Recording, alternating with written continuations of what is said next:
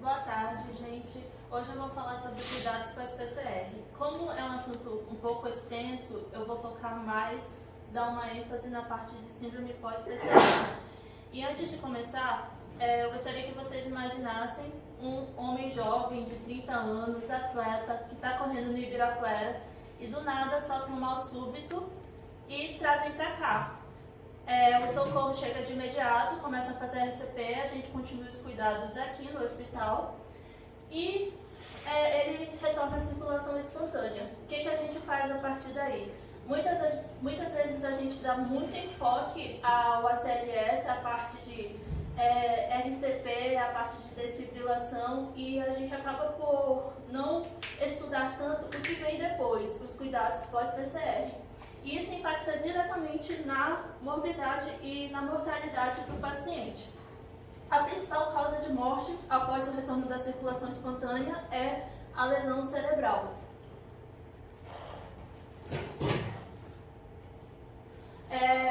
Vamos lá. O que a gente faz no manejo pós-PCR? Primeiro a gente tenta determinar a causa e simultaneamente a gente tenta tratar as lesões orgânicas que foram ocasionadas pela lesão isquêmica e pela lesão de reperfusão. Já lá na década de 70, esse senhor Vladimir, considerado o pai da ressuscitação, ele já estava tentando descrever o que ele considerava a síndrome de uma doença pós-ressuscitação para tentar descrever o processo fisiopatológico do pós-PCR. E em 2008, o Will Corr cunhou o termo síndrome pós-parada cardíaca para diferenciar o choque, a doença pós-parada cardíaca de outros tipos de, por exemplo, sepse. E no que consiste a síndrome pós-PCR? Eu não sei vocês, mas para mim isso é um conceito novo, eu não conhecia até pouco tempo atrás.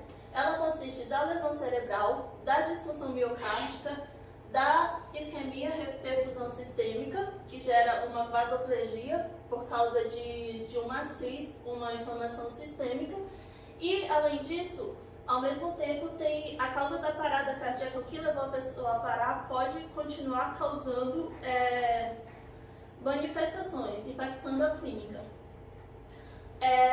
O principal é a isquemia global subsequente e uma subsequente reperfusão.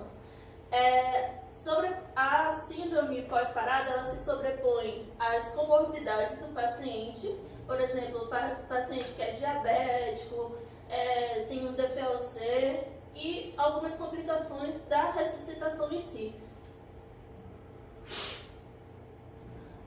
O que a gente vai ter de clínica? Vai ser, basicamente, o que causou vai ser a disfunção miocárdica e a resposta inflamatória, a vasoplegia, vão ocasionar hipotensão, sinais de choque, crises convulsivas, torpor e coma.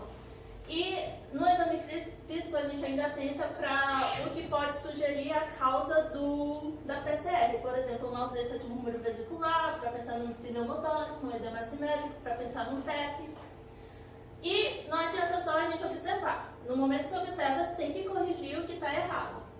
E existem esses 5 pontos aqui que eu vou discorrer nos próximos slides. Primeiro é a temperatura. Evitar a hipertermia a todo custo. O paciente com temperatura elevada vai ter um pior desfecho. O benefício do controle da temperatura no desfecho neurológico e na mortalidade ainda é um pouco questionável. A gente não tem uma literatura, umas evidências muito robustas, mas os últimos guidelines da AHA ainda recomendam fazer um controle de 32 a 36 para o paciente que tenha rebaixamento do nível de consciência. O controle ativo a gente considera quando a temperatura central é abaixo de 36.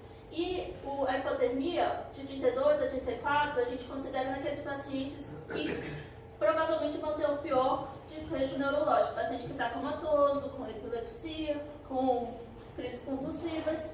E como que faz o controle? Pode fazer com fluidos, com dispositivos extracorpóreos, mas é algo pouco reprodutiva na prática, a gente quase não vê acontecendo. E a medição tem que ser com termômetros centrais. Isso pode aumentar o risco de sangramentos.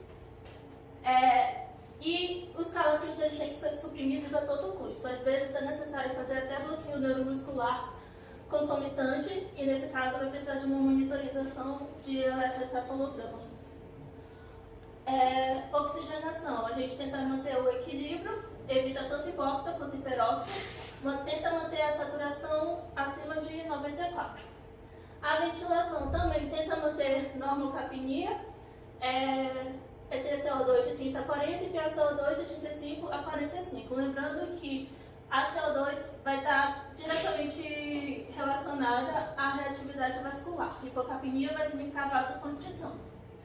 Aqui é só para explicar que o choque ele é complexo. Ele envolve tanto a disfunção cardíaca quanto o choque distributivo relacionado à inflamação.